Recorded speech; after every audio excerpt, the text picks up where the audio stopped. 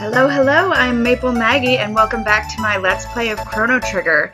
My file actually got corrupt last time when I was recording, so I just restarted, caught up to where we were. I redid all of the games and stuff, and I actually won.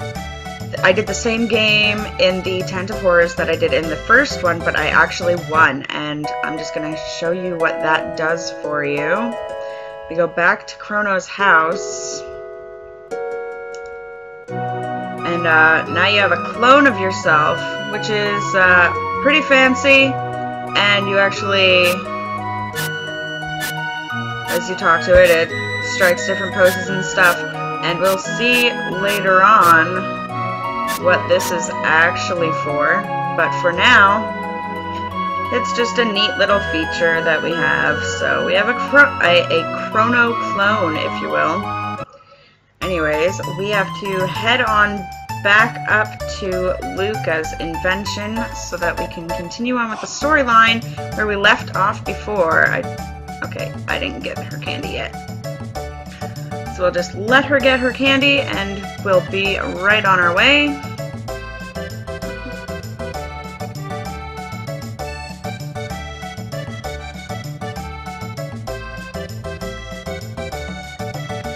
Now that she has that, we can head on up to Luca's invention to see what it is. So it's a super dimension warp, also known as the telepod, more commonly known as a teleporter. So you step up there and you get teleported over there. It's the masterwork of his beautiful daughter Luca. So what we do now, we come up and we talk to Luca, and she explains that no one wants to try the telepods, so you're pretty much voluntold to get on the thing and show everybody how it's done. So Chrono hops on there and they start up the machine.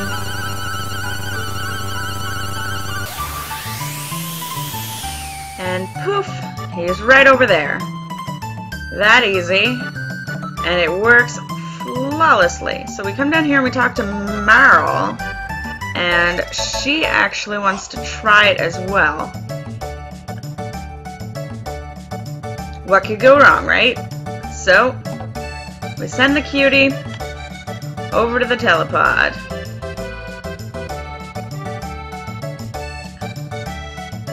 A little bit of hesitation, making sure she's okay with it, and she is perfectly fine with this. However, the music stops here, and that's how we know it's actually like the worst of bad news that we could possibly have here. Turn on the machine, and of course, the ominous music starts up, like in all bad situations of RPGs.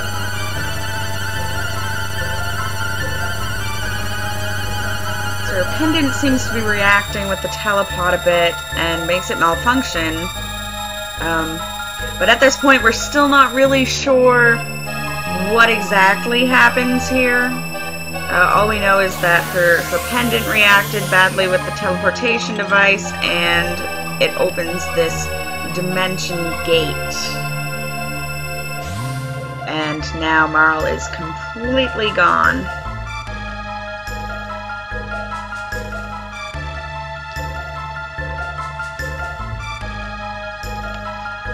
Send everyone away, and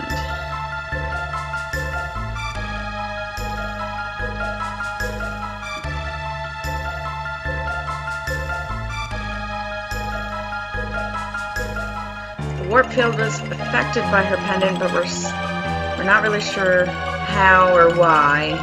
So you come up here and you grab the pendant and hop on, and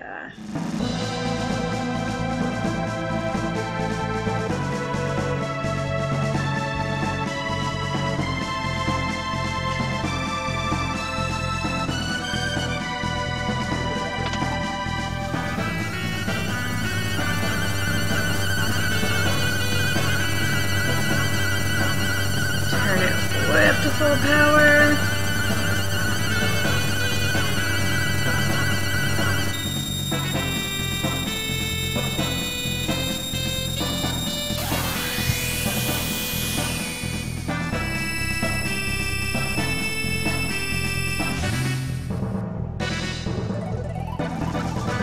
not sure entirely how she's going to figure out what went wrong, but somehow she will, I'm sure, so.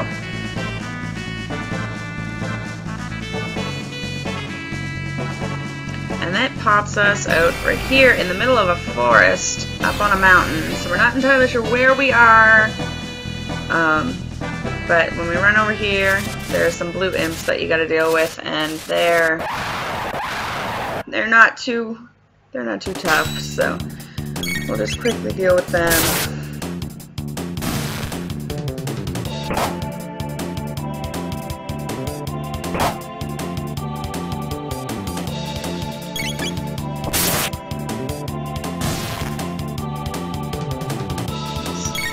One hit a lot of them. Carry on our merry way. Or before getting too far,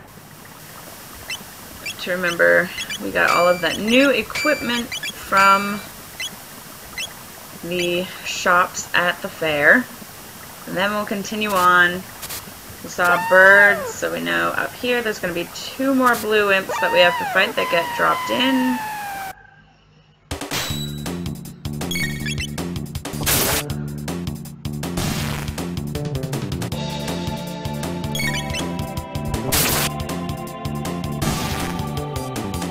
No match for the new equipment, so they don't even hit you before they die. So. There's a treasure box over here with a tonic in it, and then another one down here with a power glove, which we'll equip because the power is actually a bit better than the speed at this point. It's 1 speed from the bandana versus 2 power from the power glove. We can deal with the 1 speed bonus. Now the interesting thing about battles in this game is you don't have to do them at all. As you can see, you can run around these guys from any direction, but as soon as you get into their area, it will launch the battle. So we're gonna kill the Rolly first because he does more damage than the blue imps. We don't want to have to waste our tonics just yet, so take out the stronger enemies first, and the blue imps go down real easy. Not that the Rolly was really hard, but so we come out here and we see a very familiar landscape. There's the mountains. Right here usually has, well, the Millennial Fair. Right here, however, was Chrono's house, which seems to be missing, and the town itself seems pretty much the same. But we don't really need anything in the village. We just know that there's a house here, the inn is there, the market is here, and there's another residence down here instead of the mayor's home, like it was in the first area. But we're gonna go right into Guardia Forest. Head straight up through here.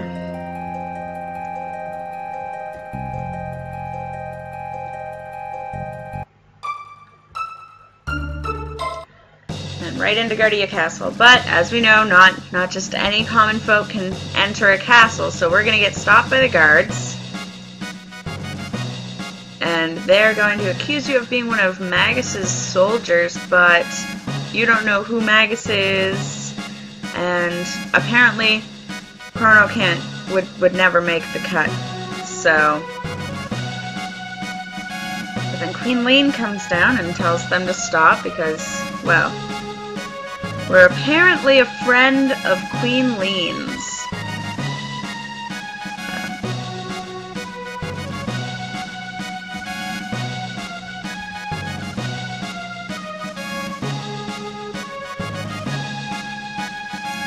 Now we can enter the castle freely. There's a couple different places you can go in here.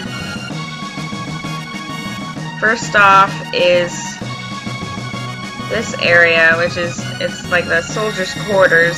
So you can talk to all of them, or I think Yeah, you can talk to her, and that'll let you sleep to regain your health that you may have lost from the battles on the mountain.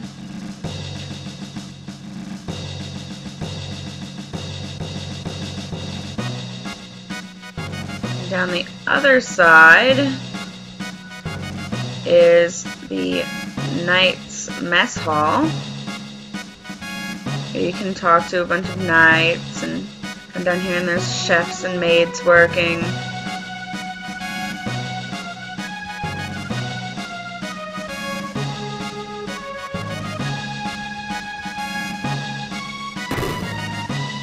We can come up here and speak to the Chancellor first, and he just and then walks away. So we don't really learn a whole lot about him, but he doesn't seem very social at this point. And now we've apparently saved the Queen, Lean, but she's been acting odd.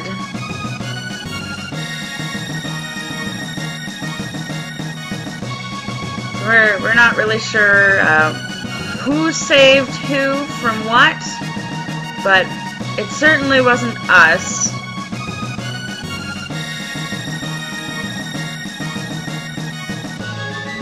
And the Queen awaits. So we are gonna hop on over here and talk to Marle.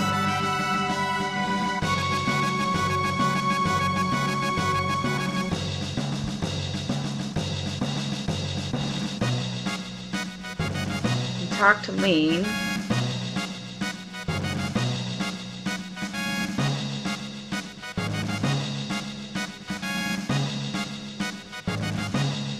So they leave, and so now the guys comes down. That she is in fact Marle, not Queen Lean. It was kind of obvious from her appearance. However, who are we to say that she doesn't just look like Queen Lean?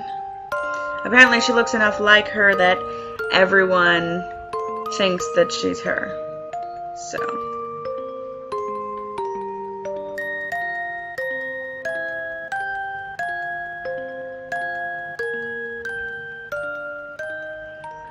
Now something's definitely wrong here. So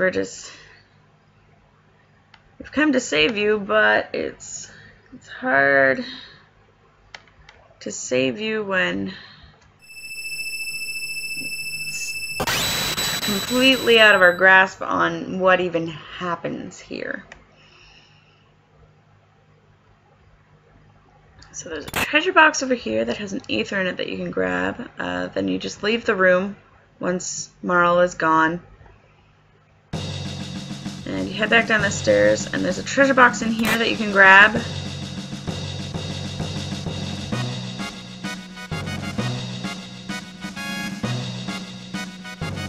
Lucas shows up, who we found the girl, but she is gone, completely gone, and we have no idea what happened to her.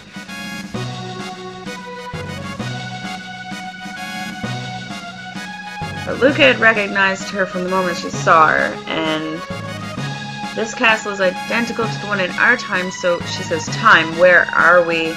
We are actually in the same area as before. We are just 400 years in the past.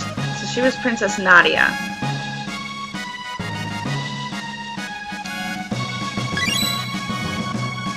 And Queen Lean, who they mistook her for, is actually her great-grandmother.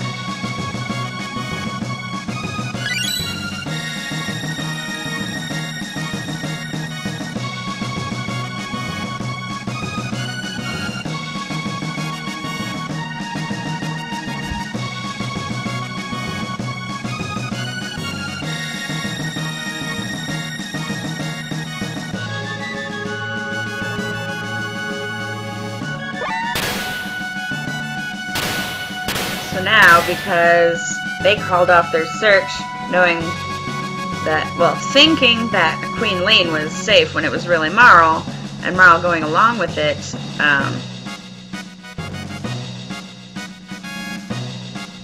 we have to go and find the real queen ourselves to stop history from changing completely.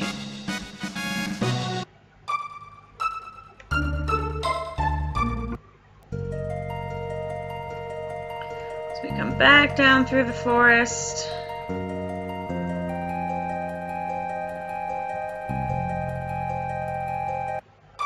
We're actually just going to head right on over here to the cathedral, but before we go in,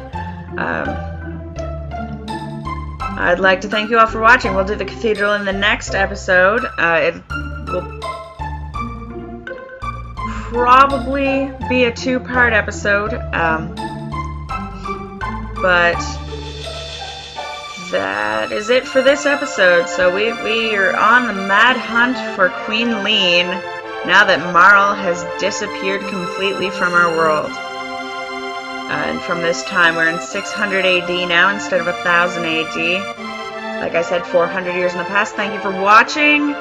Subscribe if you like what you see. And I will see you in the next episode. Bye-bye.